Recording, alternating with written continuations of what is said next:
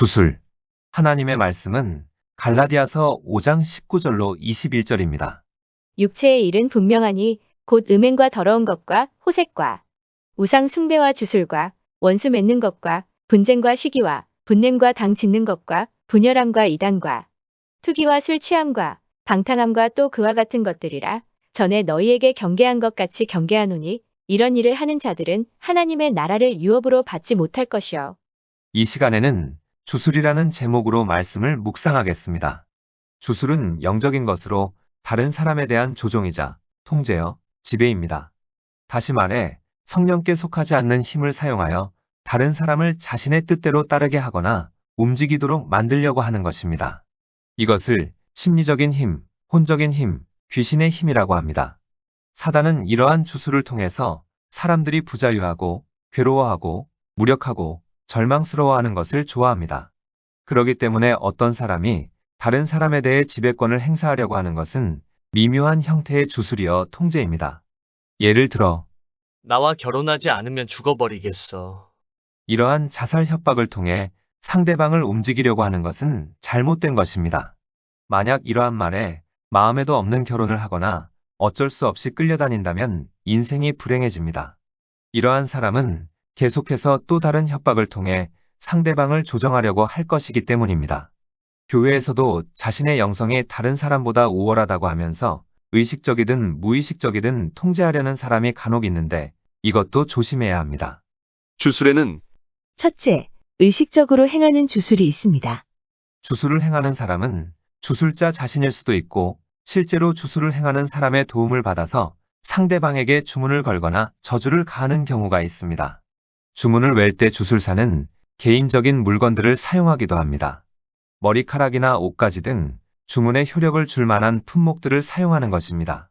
주문을 하는 것들을 살펴보면 불면증에 시달리도록, 고통스럽도록, 재정적으로 실패하도록, 친구를 사귀지 못하도록, 오랜 친구 관계를 이간질시키기 등이 있습니다. 주문에 사용하는 표현을 보면 다음과 같은 말들을 사용합니다. 누구누구는 나에게 돌아오라. 다른 사람과 함께 있는 동안 행복은 사라져라. 나에게 돌아올 때까지 만족함은 사라져라. 주술에는 둘째, 무의식적으로 행해지는 주술이 있습니다. 성도들이 기도를 하다가 빗나가면 주술을 행하는 기도로 변질될 수 있습니다. 당사자는 자신이 무의식적으로 주술을 쓰고 있다는 사실을 모르고 자신이 현재 사단의 힘을 사용하고 있다는 것도 깨닫지 못하게 됩니다. 예를 들어 누군가에 대한 복수와 통제를 위해 드리는 기도는 상대방에게 괴로움을 줄 수 있습니다.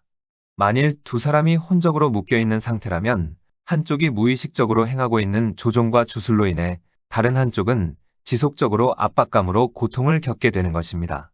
잘못된 영으로 기도하는 성도는 아주 교묘한 형태의 억압으로 기도 대상자를 괴롭힐 수 있습니다.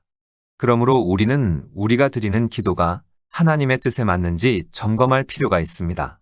가장 가까운 곳에 있는 사람이 많은 상처를 줍니다. 전혀 낯선 사람으로부터 교묘하게 휘둘리는 법은 거의 없습니다. 우리가 이러한 교묘한 주술의 실체를 알고 있을 때 잘못된 속박들로부터 벗어날 수 있습니다. 주술은 다음 두 가지 중 하나의 방법으로 가능합니다. 주술의 방법은 첫째, 의지를 복종시키려고 강압적으로 요구하거나 공격성을 사용합니다. 예를 들어 내가 이렇게 하지 않으면 너는 더 이상 나와 상관이 없다. 내가 이렇게 하지 않으면 더 이상 아무것도 기대하지 마라. 내가 이렇게 하지 않으면 결코 성공하지 못한다. 이처럼 강압적으로 상대의 의지를 복종시키려 하는 방법이 있습니다. 주술의 방법은 둘째, 연약함과 필요를 지속적으로 표명함으로써 죄책감으로 인한 복종을 유발시킵니다. 예를 들어 딸이 휴가를 남편과 함께 보내기 위해 떠나야 하는데 친정어머니가 혼자 두고 가는 것을 섭섭해해서 이제는 내가 나를 사랑하지 않는구나 라고 말을 하거나 혼자 두고 가는 것을 섭섭해해서 흐느껴 울거나 화를 내므로써 딸의 마음을 조정하려는 것입니다. 강압적인 방법으로 조정을 하려고 하든지 죄책감을 통해서 조정하려고 하든지 어느 방법을 통해서든 두 사람 사이에는 불경건한 묶임이 형성될 수 있습니다. 남을 통제하려는 사람은 매우 이기적이며 자신의 욕구만을 채우려는 사람입니다. 그러므로 자기 주변에 교묘하게 통제하려는 사람이 있다면 그러한 사람의 주술에 속아 넘어가지 않아야 합니다. 남을 통제하려는 사람들 중에는 자칭 크리스천이라는 사람들도 있습니다. 이러한 사람은 성령께 온전히 굴복한 사람이 아닙니다. 성령은 무슨 일이든 강압적으로 행하지 않고 부드럽고 사랑스럽게 인도해 가시기 때문입니다. 또 교회에서 은사를 사용하여 남을 통제하려 한다면 이것 역시 불법입니다. 또 예언을 이용하여 남을 통제하려는 사람도 있습니다. 예언의 출처는 성령과 악령, 잘못 인도된 사람의 영인데 만약 예언을 받았다고 하는 사람이 성령께서 주신 예언이라기보다는 악령이나 자신의 머릿속에서 나온 것을 이용하여 다른 사람을 속박하려는 수단으로 사용하여 통제하려고 할 수 있습니다. 자신의 이익을 채우기 위해 예언이라는 탈을 쓰고 다른 사람을 조정하려고 하는 것입니다. 예를 들어 괜찮게 사는 성도들에게 접근해서 하나님께서 나와 동업을 하라고 했다든지 하나님께서 같이 무슨 일을 하라고 했다든지 이러한 식의 접근은 예언의 탈을 쓰고 통제하려는 전형적인 수법입니다.